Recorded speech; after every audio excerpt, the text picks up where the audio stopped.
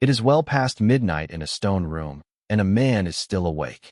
He works by the light of a clay lamp, and the flame is small, and his hand is not steady. He is a prophet. His name is Zechariah, and he lives about 500 years before a carpenter's son will walk out of a town called Nazareth. He does not know that. He knows only that a strange sentence has come to him, and he is bound to write it down, whether he understands it or not. So he writes a number, 30 pieces of silver. He does not know he is writing a receipt. He does not know that 5 centuries from this night, those same 30 coins will spill across the polished floor of a temple that has not yet been built, thrown down by a man who has not yet been born, in payment for a betrayal that has not yet been imagined. He only knows the words burn until they are on the page. Then he sets down his pen, and the coins wait. We will hear that silver hit the floor, but not yet, because before we get to a bag of coins, you need to understand what you are actually looking at. For hundreds of years, men and women who never met each other, who lived in different centuries, in different cities, under different kings, wrote down small and specific details about a man who had not yet come. Where he would be born, what family he would descend from, how he would enter a city, how much he would be sold for, how he would die, described in brutal detail 1,000 years before that method of execution existed anywhere on earth. And you can check every one of these against the record yourself. And here is what most people miss, and I doubt anyone has ever put it to you quite this way. These were not vague horoscopes. Nobody wrote, "A great leader will one day arise." That is easy. Anyone can write that. Instead, they wrote things you cannot fake. They named a town, so small it barely appears on a map. They named a bloodline. They named a price, down to the coin. This is not a story about coincidence. This is not a story about vague poetry. That could mean anything. This is not a story about reading meaning backward into old verses to make them fit. This is a story about a chain of specific, checkable, written in advance details, locked down centuries early, that all landed on one single human life. The word they used for that promised one was Mashiach. In Hebrew, it means the anointed one. When the Greeks translated it, they wrote Christos. You already know that word. You have said it your whole life, without hearing what it carries. It carries every one of these promises, stacked one on top of another, waiting. So tonight we are going to walk through them, one at a time, and I want you to keep a running count in your head, not of verses, but of odds. Because each detail on its own could maybe be luck. But watch what happens when they start to stack. Stay with me. It gets stranger than you think. Start with a town. There is a prophet named Micah, and he lives around 700 years before any of this happens. 700. Put that in your body for a second. That is a longer stretch than from today back to the knights in armor. That much time stacked between the writing and the fulfillment. And Micah looks at a village so unimportant that, when the scribes list the clans of Judah, they leave it off the roll entirely. It has exactly one claim to fame. A shepherd boy named David was born there, once, a long time ago. And then everyone moved on and forgot the place. You have never heard of it. Neither had anyone in Micah's day. And Micah points at that forgotten village and says the ruler of Israel will come out of there. Not a governor. Not a general. The one whose origins are, from of old, from ancient times. The eternal one. Out of Bethlehem. Out of the nowhere town. The old name for it was Bethlehem Ephrathah. Ephrathah means fruitful. And Bethlehem itself, Bethlehem, means house of bread. So the prophecy is pointing at a fruitful little house of bread and saying, there, that one, the bread of the whole world starts there. Now here is the tension, and you need to feel it. 700 years later, the woman who is carrying that child does not live in Bethlehem. She lives 80 miles to the north, in a working town called Nazareth. So the prophecy, on paper, should fail. Geography is against it. A poor girl in the north is not going to make a 2-day walk over hill country on foot in her final month of pregnancy for no reason. There is no reason. The prophecy should just quietly die, and then a man she has never met, in a city she will never see, ends it in her favor. A pagan emperor in Rome, Caesar Augustus, A man who has never heard the name Micah, who has never read a single word of Hebrew scripture, who does not believe in the God of Israel at all, signs a tax decree. Everyone must return to their ancestral town to be registered and counted. And Joseph, the carpenter she is pledged to, is of the house of David. David, the shepherd boy, from Bethlehem. So Joseph loads what they can carry, and he walks his pregnant wife 80 miles south. Down through Samaria, or along the Jordan, and up again. Either way, days of dust and aching feet, and a girl trying to find a comfortable way to sit, that does not exist. To Bethlehem, to be taxed, and while they are there, in a town, with no room for them, she gives birth. An emperor moved an entire empire, and he never knew he was running an errand for a prophet who had been dead for 7 centuries. Here is what nobody tells you. That is not the only detail that got locked in early, because it was not just where the child would arrive. How he would arrive was written down too.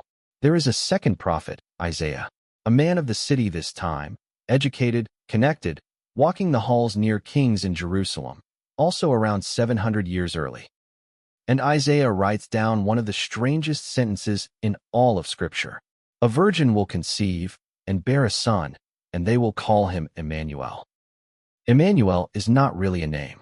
It is a whole sentence folded up small enough to fit in a word. It means God with us. Sit with the weight of that claim, because you have seen it on 1,000 Christmas cards, and you have stopped hearing it. It does not say God watches us from a safe distance. It does not say God rules over us from a throne up in the sky. It says God with us, in the room, in the flesh, wrapped in cloth, small enough to be held in the arms of a teenage girl. The infinite one, close enough to touch you. And this is where it gets remarkable, because the two prophecies do not compete with each other. They lock together like two halves of the same key, the where and the how, a specific town in the south and a specific kind of birth. Both written down when Rome was not, yet an empire, when Caesar Augustus was not, yet a name. Both just sitting there, waiting for a census. Then comes the third thing, the bloodline. Go all the way back, further back than Micah, further back than Isaiah, into Genesis, the very first book. Centuries earlier, before there was a king in Israel at all, there is a dying old man named Jacob, and he calls his 12 sons to his bed to bless them one by one. And when he gets to his son Judah, he says something that no human being could have engineered across the generations. The scepter will not depart from Judah, he says, the ruler's staff. It will stay in this one family line until he to whom it belongs shall come, until the true king arrives. So now count what has to line up. Not one thing. 3. The right town, Bethlehem, out of every town in the world. The right kind of birth, a virgin, God with us. And the right bloodline, Judah, one tribe out of 12, chosen at a deathbed 1,000 years before. And watch what Matthew and Luke do when they finally sit down to write about this man. They do something bizarre for a biography. They do not open with action. They open with a genealogy, a long, dry list of names that you have skimmed past 100 times, looking for the good part. But that list is not filler. That list is doing quiet, deliberate work. It is walking backward through the centuries and checking a box that was carved into a deathbed blessing in Genesis. Judah, there he is. The line held. The staff never left. 3 details. 3 prophets. 3 different centuries. 1 child, in a feed trough, in a house of bread. And we have not even reached the hard part yet. Let me pause here for one breath, because I do not want you to lose the thread. Look at what we already have. The right town, named 700 years early. The right kind of birth, God with us, in the flesh. The right bloodline, Judah, promised at a deathbed 1,000 years before. 3 details. 3 prophets who never met, all landing on 1 child. And we have not touched the cross yet. If this is stacking up for you the way it stacked up for me, do me a favor, subscribe, so the rest does not slip past you. And leave 1 word in the comments. Which details so far surprised you most? I read them. Now, the silver. The silver is coming. But to understand the silver, you have to understand the week it was paid in, the last week, and that week opens not with a betrayal, but with a parade. Go back to Zechariah, the same prophet from that midnight room 500 years early. Before he wrote the number 30, he wrote something about how the king would come. And it is not what you would write if you were inventing a conqueror. Rejoice, he says, your king comes to you, righteous and having salvation, gentle and riding on a donkey. On a colt, the foal of a donkey. Think about how strange that instruction is, and picture what you would expect instead. Every king in the ancient world knew the language of arrival. You wanted to take a city, you rode in on a war horse, with iron and cavalry behind you, so the people in the streets understood exactly who was in charge now. The horse meant war. The horse meant fear. That is the entrance a real king makes. And Zechariah says no. A donkey, the animal you ride when you come in peace. The king who could command armies chooses the animal of a poor man. 500 years later, a man tells 2 of his followers to go into a village and bring back a young donkey that has never been ridden. And he climbs on it, and he rides into Jerusalem while people tear branches down and throw their own coats into the road in front of him, shouting for a king. He is doing, on purpose, in front of a crowd, the exact thing an obscure prophecy said the Messiah would do. He is not stumbling into it. He is fulfilling it with his eyes open. Here is the part that should stop you. Within days, that same crowd energy curdles. The branches come down, and the arrest comes up. And now watch what he does, because this is where the prophecies get almost unbearable. Isaiah, 700 years early, wrote about how the Messiah would behave when they came for him. He was oppressed, and he was afflicted, Isaiah says, yet he did not open his mouth. He was led like a lamb to the slaughter, and as a sheep, before its shearers is silent, so he did not open his mouth. Silence. Of all the things to predict, think for a second about what you would have written instead. Not that he would fight. Not that he would call down fire. Not that he would defend himself with the greatest argument ever spoken. That he would say nothing. And when Jesus is dragged in front of the governor, and false witnesses pile up lie on top of lie, and the whole thing is clearly rigged, Pilate turns to him half expecting a defense, and there is none. He gives no answer, not even to a single charge, so that the governor was greatly amazed. A Roman official who has watched 100 men beg and bargain and scream for their lives, and this one will not even speak. The lamb, before the shearers, is silent, just like the page said. Now, this is the moment somebody always pushes back. And it is a fair question, so let us take it head on. Somebody says, of course it all matches. The followers wrote the story afterward and made it fit. They read Isaiah. Then they invented a Jesus who checked every box. It is written backward. It is a fair objection. It is also finished by a shepherd boy and a cave. In the year 1947, near the Dead Sea, a young Bedouin shepherd throws a rock into a cave and hears pottery break. Inside are jars. Inside the jars are scrolls, and among them is a nearly complete scroll of the book of Isaiah, copied, the scholars dated, around 125 years before Jesus of Nazareth was ever born. More than a century early. You can go and see it. You can buy a ticket, fly to Jerusalem, and stand in front of the glass yourself. It sits in a building built to hold it. So the words about the silent lamb, pierced for our transgressions, were sitting in a clay jar in a desert cave 100 years before the events they describe. Nobody wrote them backward. Nobody added them after the crucifixion to make it fit. The ink was already dry, in the dark, waiting, while the man it described was not yet born. Let that settle. This is not a story about a legend that grew in the retelling. This is not a story about editors quietly tidying up the details to match. This is not a story about faith papering over the gaps. This is a story with physical, datable evidence in a museum case, the prophecy, provably older than the fulfillment. And even the enemies of the faith conceded the man was real. Tacitus, the Roman historian, no friend of Christians, writes that Christus was executed by the governor Pontius Pilate. Josephus, the Jewish historian, records the same crucifixion. This is not myth floating in the air. There was a real man, on a real Roman cross, on a real afternoon. Which brings us back to the silver. Because before the silence, before the cross, there had to be a betrayal. Somebody on the inside had to sell him. And Zechariah, in that midnight room, already knew the price. Stay with me. This is where it lands. Here it is. The coins. The night before the cross, one of his own 12, a man named Judas, a man who had walked dusty roads with him for 3 years, who had eaten from the same bowl, goes to the chief priests and asks the question that damns him. What will you give me if I hand him over? And they counted out into his hand 30 pieces of silver. Not 40, not around 100. 30. The exact number a prophet wrote down in a stone room 500 years earlier, when there was no Judas, no priests plotting in the dark, no cross being built. 30. Say it slowly, and let it land on you. 30. But Zechariah wrote more than the number. He wrote what would happen to the coins. And this is the part that raises the hair on your arms.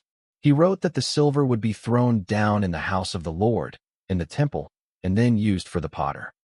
A strange, specific, almost nonsensical detail. Silver, thrown on a temple floor, ending up with a potter. If you were forging a prophecy after the fact, you would never invent a line that oddly specific. Now watch it happen. Judas sees what he has done. The guilt eats him alive. He runs back to the temple to give the money back, and the priests will not take it.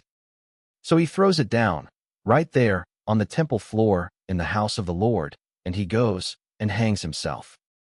And the priests, unwilling to put blood money in the treasury, pick the coins up off the floor and use them to buy a field. A specific field, the potter's field, down to the word. The silver hit the floor, exactly where Zechariah heard it fall 500 years before we ever met him tonight. That is the loop closing. That is the receipt being paid. And I promised you the odds would stack. So before the last 2 prophecies, let me say this quickly and get out of your way. If the coins alone gave you chills, do not miss the ending. Hit subscribe. Now, back to the cross. Because the way he died was written down too. And this one breaks the timeline in a way that should be impossible. Go back to David. King David, the shepherd poet, writing 1,000 years before Jesus. In one of his psalms, the 22nd, he cries out in agony and describes what is happening to his body. Read it and try to place it in time. My strength is dried up. My tongue sticks to my jaws. They have pierced my hands and my feet. They stare and gloat over me. They divide my garments among them and cast lots for my clothing. Here is why that should stop your breath. Crucifixion did not exist when David wrote that. The Romans would not perfect that particular horror for roughly 700 more years. Nobody in David's world was pierced through the hands and feet and hung up to die. The method he describes had not been invented. And yet there it is, pierced hands, pierced feet, a body on public display, and men gambling for the clothes. And on that afternoon outside Jerusalem, Roman soldiers drive iron through his hands and his feet. And when it is done, they look at the one thing of value he owned, a seamless garment, and they decide not to tear it. Instead, they throw dice for it. They gamble for his clothes at the foot of the cross, acting out a line of poetry 1,000 years old, and not one of them can read Hebrew or has ever heard of David. You could not script it tighter if you tried. There is even a smaller detail, and the smaller it is, the harder it is to explain away.